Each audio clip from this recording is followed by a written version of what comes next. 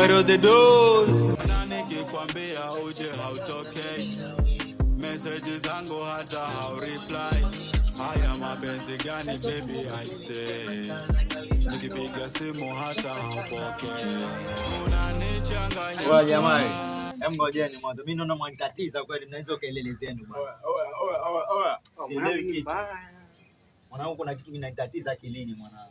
Cheki, funguka mwanangu, funguka. Hivi jamaa mwesamini kwamba mimi nilikuwa na ujauzito na mimi sijui. Unasemaje wewe? Ulikuwa na ujauzito? Nilikuwa na ujauzito lakini sikujua kama nilikuwa nao. Nimekutia. Kipindi kile nilicholala na dadake huyu, nilipotogundua kwamba nina ujauzito, maana yake sasa hivi ni mjamzito, anaambia mimi ndo nimempa mimba na mimi nilikuwa sijui kama nina mimba.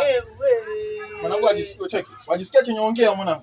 Kanaambia yeye kwamba mimi ndo nimempa ujauzito.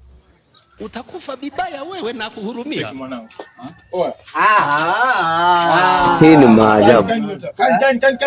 Ni huyu. Kaeni chini hapo. Huyu. Kaeni chini. Ndio sasa. Sina uhakika kama ni kweli. Yeye akasema nimempa mimi kwanza huyu. Lakini sikujua kama mimi nina ujauzito. Wewe bado ongezea sikujua. Oya. Sasa msamaha kwa cheki. Basi cheki jamaa, wasikia unajua vizuri, si ndio? Sawa. Mbona jamaa unafika stimu jamaa? Sawa, pole. Cheki. Sawa. Nipe kofia. Ya kwako hii. Oya. Kaka hii. Cheki, mimi sina pesa za banki. Kama mamangu aniita, mimi ni mgonjwa. Mimi ni mgonjwa kaka. Mimi ni mgonjwa. Mgonjwa gani? Na ukimwi.